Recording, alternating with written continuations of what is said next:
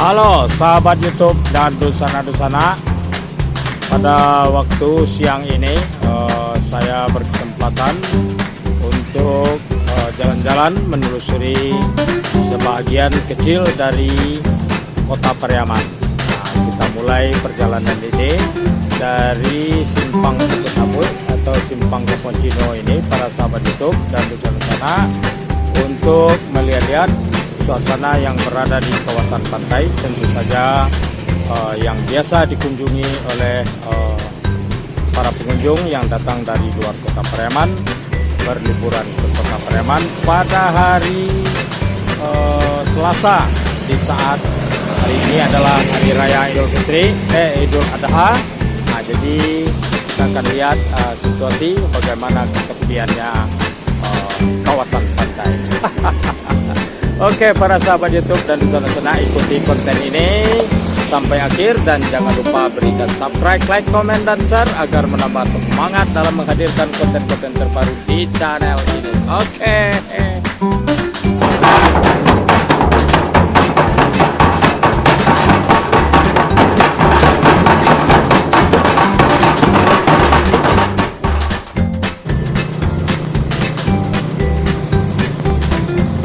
Sahabat YouTube dan dusana-dusana, kita mulai perjalanan ini dari Simpang Keponcino menuju kawasan pantai. Di depan kita ini, para sahabat YouTube dan dusana-dusana, adalah Simpang Ampe Kampung Pondok. Jadi ada juga di masa lalu dikenal sebagai Simpang Amadin. Di sebelah kiri ada tadi terlihat bangunan lama. Itu adalah sebuah apotek besar di Pariaman pada zamannya, Apotek Bintang 6. Oke, kita belok kiri. Ini jalan Tugu Perjuangan, para sahabat YouTube dan dusana-dusana. Di sebelah kiri kita nanti, sebelum di dekat jembatan benteng ini, terdapat sebuah benteng peninggalan Jepang, ya, masa Jepang di Indonesia. Dan di atas benteng ini dibuat sebuah monumen bagaimana perlawanan dari para pejuang dalam mempertahankan kemerdekaan. Ini salah satu bagian dari monumen tentang pertempuran Angkatan Laut Republik Indonesia bersama masyarakat melawan tentara yang ingin merongrong kemerdekaan. Ini jembatan benteng, para sahabat YouTube dan dusana-dusana. Dari jembatan benteng ini kita melihat ke arah utara ada sebuah bendungan dengan atap bagonjong. Kemudian kita lihat ke arah selatannya. Ini merupakan aliran Batang Pampan yang berada di tengah kota Pariaman. Batang Pampan ini kemudian menyatu dengan Batang Piaman kawasan Muaro di sebelah kanan kita ini, kemudian keluar di Muaro Pariaman menuju Samudra Hindia. Oke, kita lanjut para sahabat YouTube dan dusana-dusana. Di depan itu kita akan berbelok ke kanan untuk memasuki pintu masuk atau pintu gerbang dari Pantai Gardolia yang biasa dikunjungi. Tapi hati-hati, di sini ada perlintasan kereta api yang pada jam-jam tertentu kereta apinya akan melintas. Ini merupakan kawasan Muaro Pariaman. Jadi di sini dulu terdapat tempat pelelangan ikan, kemudian tempat pelelangan ikannya dipindah ke arah selatan ke Kemenawa. Oke, kita masuk terus dan lanjut. Di kanan itu terlihat sejumlah kapal-kapal tonda yang menangkap ikan di laut lepas, terutama di kawasan Kepulauan Mentawai lagi bertambah terdapat dalam Muaro karena tidak musim melaut. Oke, selain dari kapal Tonda juga terdapat kapal BNPD ya. Itu juga ada polisi Airut ya, juga ada di tempat speednya. Kemudian di sebelah kanan ini para sahabat YouTube, ini ada sebuah loket di mana para pengunjung Pantai Gandoria yang ingin berwisata ke Pulau Sodoro, nah nanti berikan case yang sana. Oke, sepi sekali para sahabat. Sebelah kanan itu adalah areal parkir ujung Muaro Pariaman dalam keadaan tanpa kendaraan para pengunjung. Kemudian di sebelah kiri saya ini terdapat barisan warung-warung dari para pedagang-pedagang yang berada di kawasan Muaro Pariaman, Pantai Gandoria. Semuanya pada tutup, tidak berkegiatan berjualan pada hari ini. Kendaraan pun yang parkir tidak menjadi dinding untuk melihat ke laut, sehingga pandangan kita pada hari ini sangat lepas ke laut.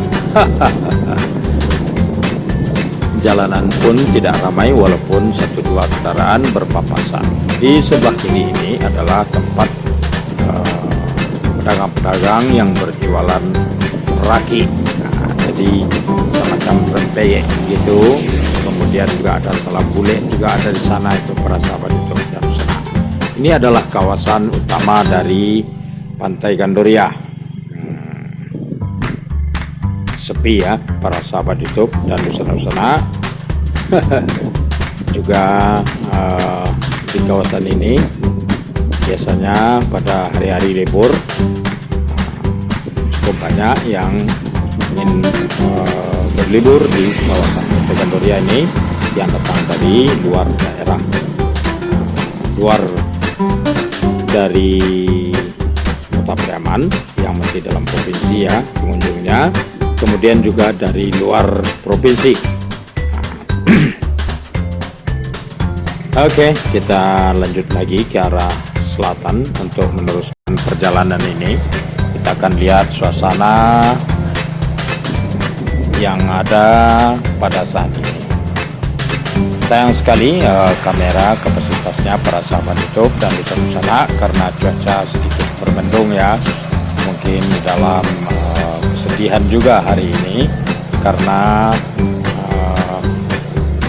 Sumatera Barat di dalam kondisi ada 4 daerah yang melakukan penyekatan ya PPKM dalam rangka mengantisipasi penyebaran COVID-19, termasuk Pariaman yang berimbas.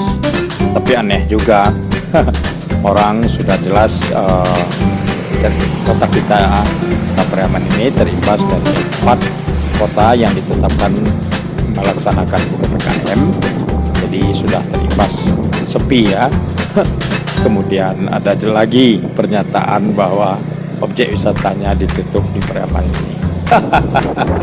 Orang sudah sepi, kemudian disebutkan untuk ditutup. Oke, kadang heran juga kita. Tapi sudahlah, kita lanjut terus ke arah selatan para sahabat YouTube dan usana. Kapasitas kamera memang sedikit redup karena ini Cafe Espresso, salah satu tempat minum dan bersantai di Kota Pariaman yang cukup ikon ya, banyak juga pengunjungnya. Dan di tidak jauh dari kafe terdapat sebelah kanan ini sebuah taman yang dinamakan dengan Taman Anas Malik, di mana Anas Malik ini adalah seorang kolonel pangkat terakhirnya, merupakan Bupati Padang Pariaman yang cukup legendaris dalam membuka Pariaman ke permukaan, terutama dalam membuka ruang untuk berkunjung ke Pariaman. Jadi beliau adalah salah seorang perintis dan pionir dalam mengembangkan pembangunan daerah untuk kemajuan daerah dan masyarakatnya. Oke, kita lanjut, dan kita ini sudah berada di kawasan Pasilong ini para sahabat YouTube dan Nusana.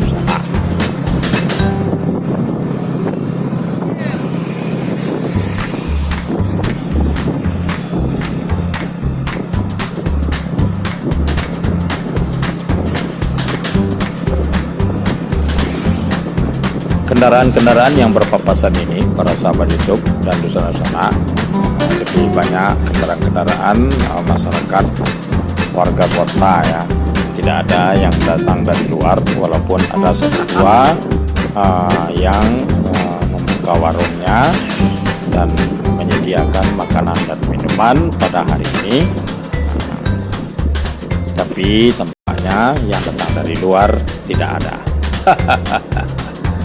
Oke.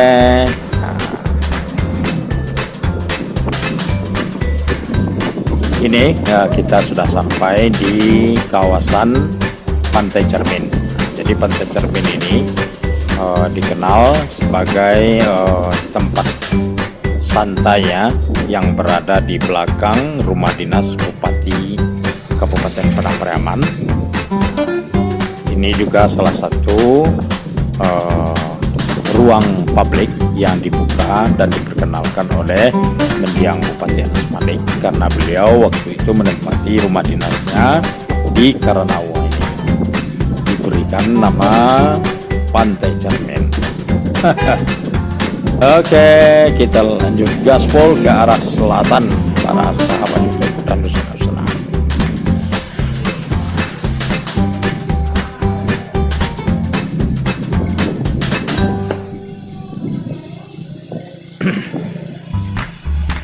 Saat ke arah selatan ini para sahabat YouTube dan di sana ada dua city car ini, kendaraan yang memotong saya, nyalip saya ya ini.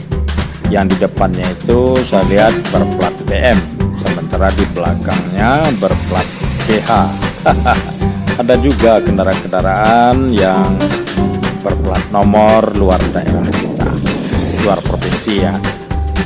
Mudah-mudahan mereka memang dalam situasi yang bisa untuk melewati pos penyekatan, karena memang mereka mungkin memenuhi persyaratan yang disyaratkan dalam pelaksanaan PPKM. Oke, di sebelah kiri kamera ini adalah merupakan deretan dari bangunan pemukiman nelayan yang ada di Karanawa. Kemudian di hadapan kita di ujung sana yang akan kita lewati adalah tempat pelelangan ikan Karanawa. Cukup bagus monumen ikannya, pelelangan ya di sebelah kiri kita ini. Nah, kemudian ada bangunan pelelangan juga di sebelah kanan kita ini yang biasanya lebih aktif ya dalam dikunjungi oleh para pedagang dan ibu-ibu rumah tangga pada hari libur.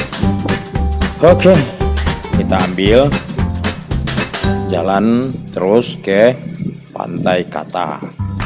Ini masih dalam daerah Karanawa.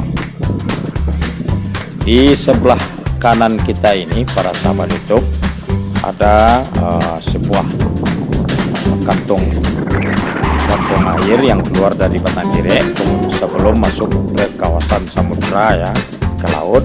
Itu adalah Muaro Karanawa. Nah, di dalam Muaro ini karena ruangnya cukup luas ya, banyak terdapat video-video tradisional nelayan kita. Tentu saja biasanya mereka ini adalah masyarakat Karanawa. Pada saat ini banyak yang kita, ini sebuah pos ini biasanya digunakan untuk membayar ini kalau masuk ke Pantai Kata. Biar ini tampaknya sepi-sepi saja. Oke, nah kita memasuki Pantai Kata. Karanawata 2, di mana kawasan ini merupakan kawasan dua porong dulunya ini para sahabat YouTube. Kalau sekarang dua kelurahan antara Karanawa dengan Talua. Jadi di pertengahan kawasan ini terdapat merupakan wilayah perbatasan. Jadi objek wisata yang sekarang dijadikan objek wisata ini berada di dalam dua kelurahan. Oke, seperti saja.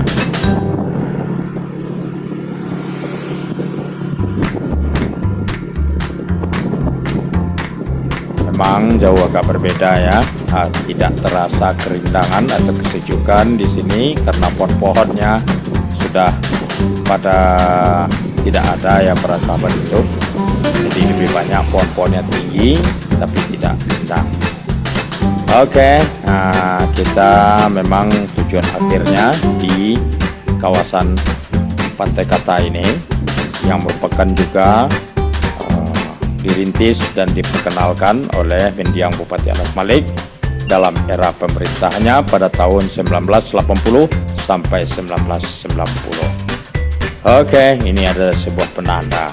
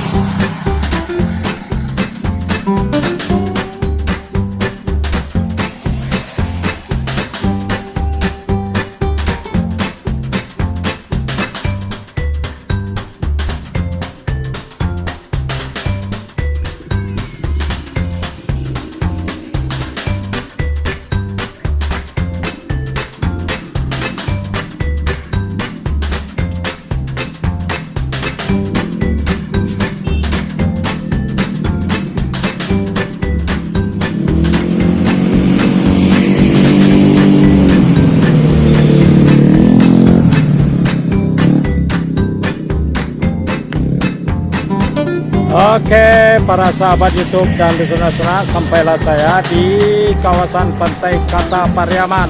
Nah, dan ini ada sebuah penanda yang dibuat ya. Sebelum penanda ini dulu ada juga dibuat di tengah itu, di bagian tengah dari kawasan Pantai Kata ini, tapi kemudian dirubuh aja ya, atau dirubuhkan. Pokoknya tidak menarik perhatian lah. Kemudian dibuat lagi seperti yang terlihat pada saat ini para sahabat YouTube dan di sana, tapi posisinya luar biasa bagusnya sehingga tidak begitu menjadi perhatian. Jadi hanya pengecualian saja yang mengabadikan dirinya di sini para sahabat YouTube karena posisinya berada di tikungan dan cukup bagus arsiteknya para sahabat YouTube, dan ini tidak sesuatu yang menjual ya. Nah, posisinya letaknya tidak membuat para pengunjung aman dan nyaman untuk mengabadikan dirinya sebagai penanda berada di suatu daerah seperti ketika berkunjung di Pantai Kata ini. Hanya itu saja para sahabat itu dan di sana. Nama boleh saja menjadi sesuatu yang patut kita ingat. namun cara mengingatnya seringkali membuat kita hanya tertawa. Oke, para sahabat YouTube, dan jangan pernah bosan mengikuti konten-konten yang ada di channel saya. Mudah-mudahan bersedia men-subscribe. Kalau belum subscribe, like, comment, dan share agar menambah semangat dalam menghadirkan konten-konten terbaru di channel ini. Oke, salam dari Pariaman.